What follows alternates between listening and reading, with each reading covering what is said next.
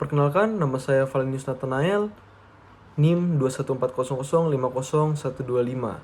Saya merupakan mahasiswa Universitas Kristen Indonesia, Fakultas Hukum, jurusan Ilmu Hukum, dan video saya ini bertujuan sebagai nilai UTS Hukum Agraria dengan dosen Ibu Diana. Baik, materi yang akan saya bawakan pada video saya ini merupakan materi tukar-menukar dalam hukum agraria. Yang akan saya jelaskan pertama-tama mengenai perlindungan hukum dalam tukar-menukar.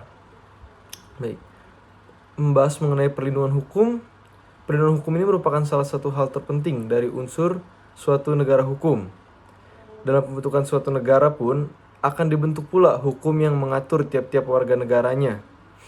Hukum adalah perlindungan kepentingan manusia, karena manusia yang melindungi manusia adalah hukum tersebut. Perlindungan hukum dalam suatu negara akan menjadi hak tiap warga negaranya, dan di sisi lain dapat dirasakan juga bahwa perlindungan hukum merupakan kewajiban bagi negara itu sendiri. Oleh karena itu, negara wajib memberikan perlindungan hukum kepada warga negaranya. Agar apa? Agar hubungan hukum antara subjek hukum itu berjalan secara harmonis, seimbang, dan adil, yang dapat diartikan setiap subjek hukum mendapatkan apa yang menjadi haknya dan menjalankan kewajiban yang dibebankan kepadanya. Maka, hukum tampil sebagai aturan main dalam mengatur hubungan hukum tersebut. Kemudian ada juga pengertian perlindungan hukum menurut para ahli. Yang pertama, ada menurut Sacipto Raharjo, yaitu perlindungan hukum adalah adanya upaya melindungi kepentingan seseorang dengan cara mengalokasikan suatu hak asasi manusia, kekuasaan kepadanya untuk bertindak dalam rangka kepentingannya tersebut. Yang kedua ada menurut Setiono, perlindungan hukum adalah tindakan atau upaya untuk melindungi masyarakat dari perbuatan sewenang-wenang oleh penguasa yang tidak sesuai dengan aturan hukum, dan untuk mewujudkan ketertiban dan ketentraman sehingga memungkinkan manusia untuk menikmati martabatnya sebagai manusia. Dan ketiga, menurut Muhsin, perlindungan hukum adalah kegiatan untuk melindungi individu dengan menyerasikan hubungan, nilai-nilai atau kaidah-kaidah yang menjelma dalam sikap dan tindakan dalam menciptakan adanya ketertiban dalam pergaulan hidup antara sesama manusia. Dan dalam menjalankan dan memberikan perlindungan hukum, dibutuhkan suatu tempat atau wadah dalam pelaksanaannya yang sering disebut dengan sarana perlindungan hukum. Menurut Muhsin tadi, bahwa sarana perlindungan hukum ada dua macam. Yang pertama, yaitu A. Sarana perlindungan hukum preventif. Perlindungan hukum diberikan oleh pemerintahan dengan tujuan untuk mencegah sebelum terjadinya pelanggaran. Jadi ini dilakukan sebelum adanya pelanggaran. Jadi ini ditujukan untuk mencegah. Hal ini terdapat dalam peraturan perundang-undangan dengan maksud untuk mencegah suatu pelanggaran serta memberikan rambu-rambu atau batasan-batasan dalam melakukan suatu kewajiban.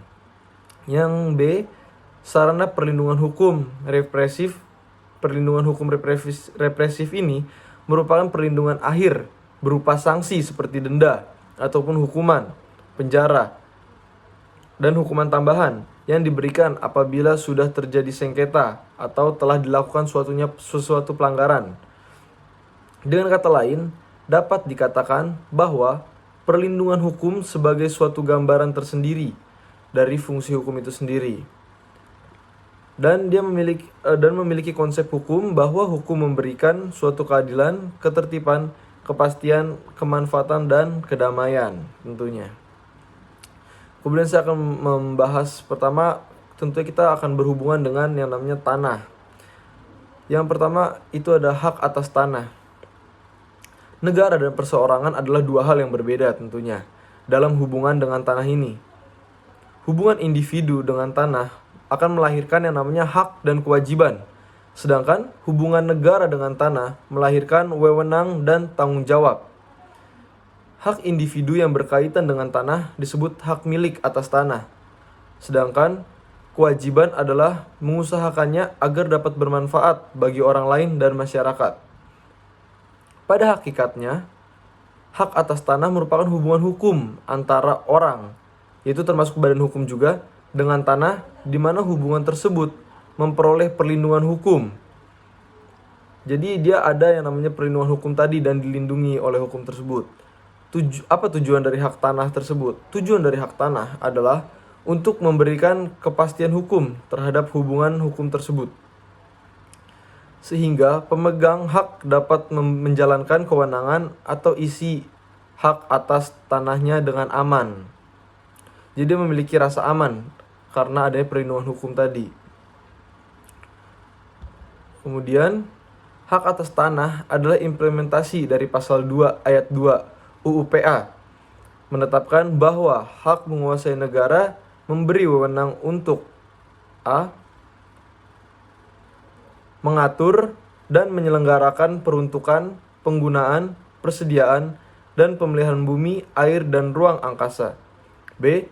Menentukan dan mengatur hubungan-hubungan hukum antara orang-orang dengan bumi, air, dan ruang angkasa. Dan yang ketiga, menentukan dan mengatur hubungan-hubungan hukum antara orang-orang dan perbuatan-perbuatan hukum yang mengenai bumi, air, dan ruang angkasa.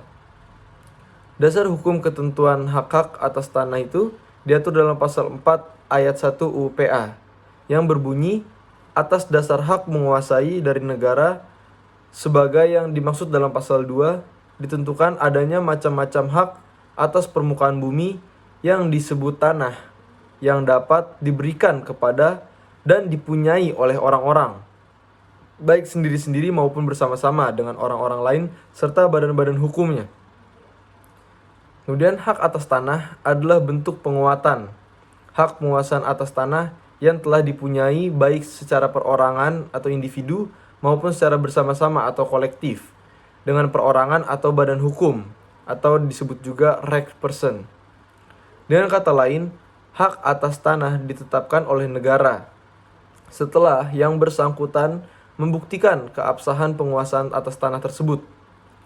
Kemudian kewenangan yang diberikan oleh negara kepada orang atau badan hukum yang disebut hak-hak atas tanah tersebut mempunyai nama dan jenis yang bermacam-macam. Yang pertama, ada hak milik. Kedua, hak guna usaha. Ketiga, hak guna bangunan. Keempat, hak pakai. Kelima, hak sewa. Keenam, hak membuka tanah. Ketujuh, hak memungut hasil hutan. Kedelapan, hak-hak lain yang tidak termasuk dalam hak-hak tersebut di atas yang akan ditetapkan dengan undang-undang serta hak-hak yang sifatnya sementara sebagaimana yang disebutkan dalam pasal 53 UU PA. Baik, yang kedua adalah perlindungan hukum hak atas tanah yang tadi telah dibahas. Subjek hak atas tanah akan memperoleh perlindungan hukum ketika hak atas tanahnya tersebut didaftarkan.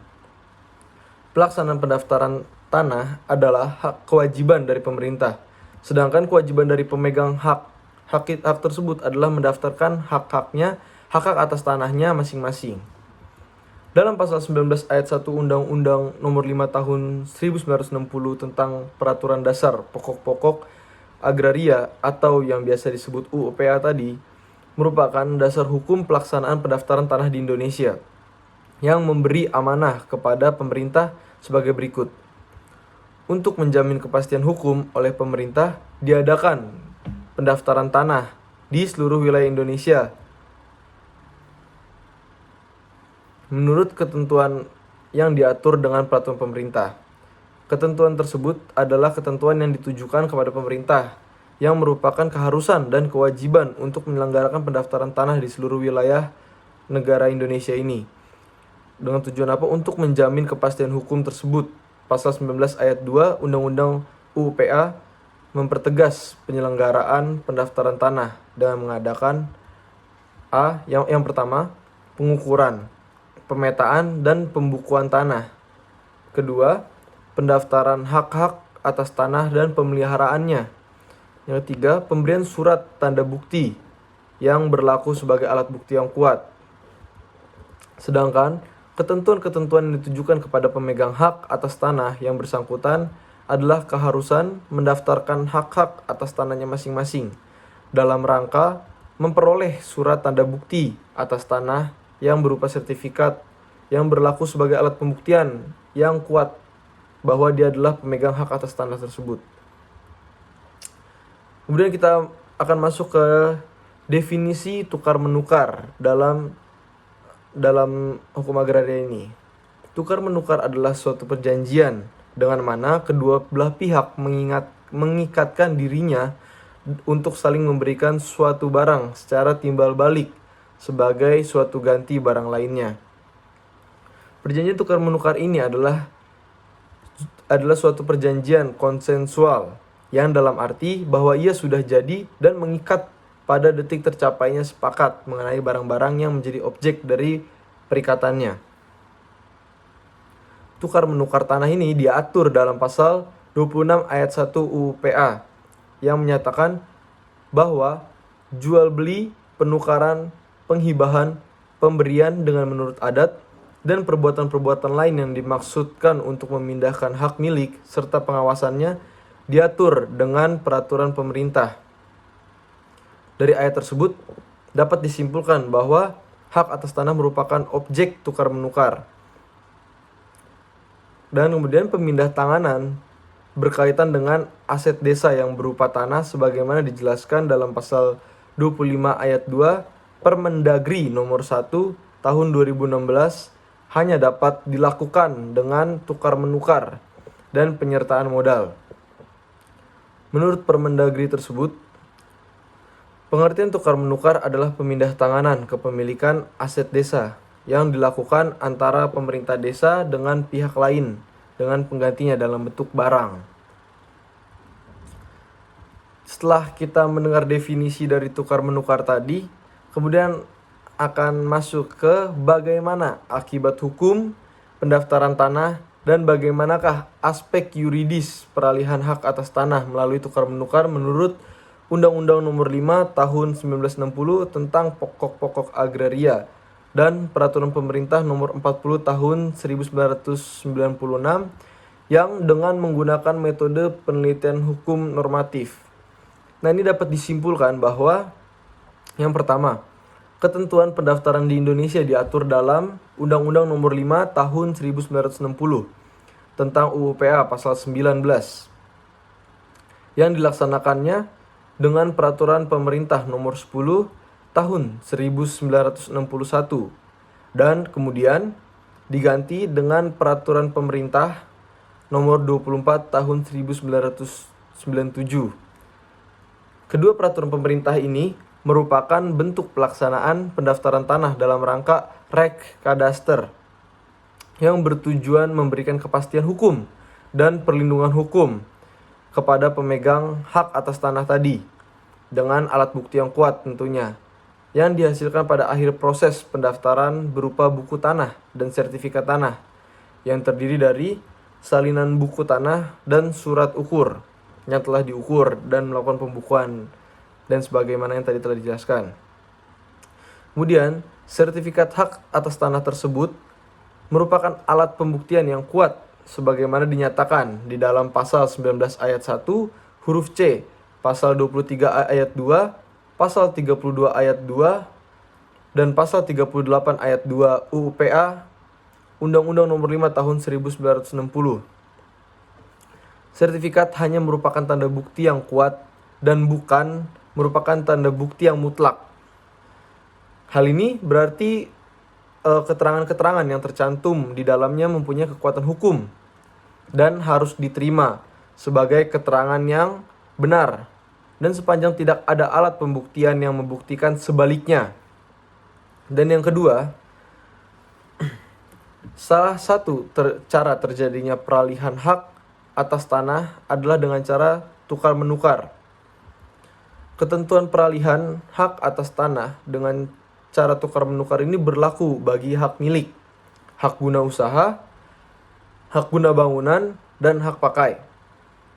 Dalam peraturan perundangan, ketentuan tersebut diatur dengan tegas dalam pasal 26 Undang-Undang Nomor 5 Tahun 1960 tentang Undang-Undang Pokok Agraria atau UU PA dan pasal 16, pasal 34, dan pasal 54 Peraturan Pemerintah Nomor 40 Tahun 1996 tentang hak guna usaha, hak guna bangunan, dan hak pakai atas tanah.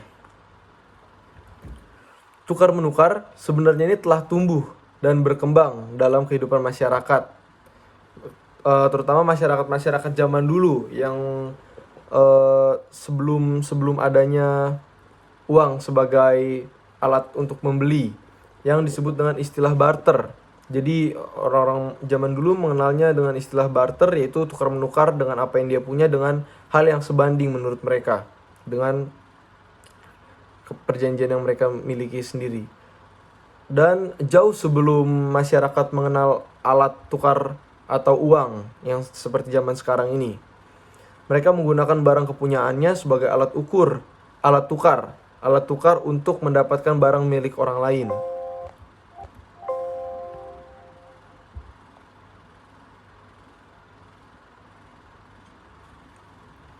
Jauh sebelum masyarakat mengenal alat tukar atau uang, mereka menggunakan barang kepunyaannya sebagai alat tukar untuk mendapatkan barang yang mereka miliki milik orang lain. Untuk mengawali terjadi tukar menukar, para pihak harus mencapai kesepakatan terlebih dahulu, seperti perjanjian tentang barang yang menjadi objek tukar menukar itu sendiri. Kemudian saya akan masuk ke contoh dalam suatu provinsi di Indonesia mengenai tukar menukar yang sudah terjadi. Saya akan mencontohkan tukar menukar tanah pada desa di daerah istimewa Yogyakarta atau DIY, yang banyak terjadi sebelum berlakunya UU PA nih di DIY, yaitu sekitar tahun 1980-an. Maka dari itu pada tanggal 6 September 1980, Direktorat Agraria Provinsi Daerah Istimewa Yogyakarta ini mengeluarkan Surat Direktorat Agraria Provinsi Daerah Istimewa Yogyakarta nomor 4818 /PH/2/Agraria/AGR perihal tata cara mempergunakan, mengubah, melepaskan atau menjual, membebaskan tanah desa. Dalam surat tersebut diuraikan mengenai petunjuk-petunjuk tentang tata cara mempergunakan, mengubah, melepaskan atau menjual, membebaskan tanah desa. Setelah UU PA ini berlaku di DIY, pada tanggal 21 Maret 1984 dikeluarkan keputusan DPRD nomor 3/K/DPRD/1984 tentang pernyataan pemerintahan Provinsi Daerah Istimewa Yogyakarta untuk memberlakukan secara penuh UU PA di DIY ini. Dan selanjutnya pada tanggal 22 Maret 1984, Gubernur DIY mengirim surat nomor 590/516 yang ditujukan kepada Presiden RI yang berisi laporan telah dikeluarkannya keputusan DPRD nomor 3 tahun 1984 serta permohonan untuk dapat dikeluarkan keputusan Presiden yang memberlakukan UU PA secara penuh di DIY. Akhirnya pada tanggal 9 Mei 1984 dikeluarkanlah keputusan Presiden nomor 33 tahun 1984 tentang pemberlakuan sepenuhnya UU nomor 5 tahun 1960 di Provinsi DIY yang berlaku surut sejak tanggal 1 April 1984. 132 pasal-pasal dalam Kepres nomor 33 tahun 1984 menentukan bahwa pelaksanaan pemberlakuan UU nomor 5 tahun 1960 secara penuh di Provinsi DIY diatur oleh Menteri Dalam Negeri. Guna memenuhi kebutuhan tersebut, maka dikeluarkanlah keputusan Menteri Dalam Negeri Permendagri nomor 66 tahun 1984 tentang pelaksanaan pemberlakuan sepenuhnya UU nomor 5 tahun 1960 di Provinsi Daerah Istimewa Yogyakarta. Menurut pasal 1 Keputusan Mendagri nomor 66 tahun 1984 tersebut, pelaksanaan pemberlakuan UU nomor 5 tahun 1960 di DIY secara bertahap mulai 24 September 1984. Setelah berlaku sepenuhnya UU PA nomor 5 tahun 1960, beserta aturan-aturan pelaksanaannya di seluruh wilayah Provinsi Daerah Istimewa Yogyakarta, maka pengurusan agraria yang semula berdasarkan wewenang otonomi, selanjutnya pengurusannya berdasarkan wewenang dekonsentrasi. Selain itu, segala ketentuan peraturan undang-undang Daerah Istimewa Yogyakarta yang mengatur tentang agraria itu tidak berlaku lagi karena sudah berlaku secara penuh UU PA ini. Kemudian dengan tidak berlakunya segala ketentuan peraturan perundang-undangan DIY tadi yang mengatur tentang agraria, termasuk Perda nomor 5 tahun 1954 tentang hak atas tanah di Daerah Istimewa Yogyakarta, maka status hukum tanah desa yang didasari pada Perda nomor 5 tahun 1954 tidak memiliki kepastian hukum. Maka dari itu, pada tanggal 3 Oktober 1985 diundangkan Peraturan Daerah Provinsi Daerah Istimewa Yogyakarta nomor 5 tahun 1985 tentang sumber pendapatan dan kekayaan desa. Pengurusan dan pengawasannya. Perda tersebut menjelaskan bahwa tanah-tanah kas desa adalah merupakan kekayaan desa. Karena merupakan kekayaan desa, maka harus diurus oleh pemerintah desa dan dimanfaatkan sepenuhnya untuk kepentingan penyelenggaraan pemerintahan dan pembangunan desa. Baik, sekian penjelasan saya mengenai tukar-menukar dalam rangka untuk memenuhi kebutuhan nilai UTS saya. Sekian dari saya, Valinus Nathanael, NIM 21400500125. Saya ucapkan terima kasih, Tuhan Yesus memberkati. Shalom.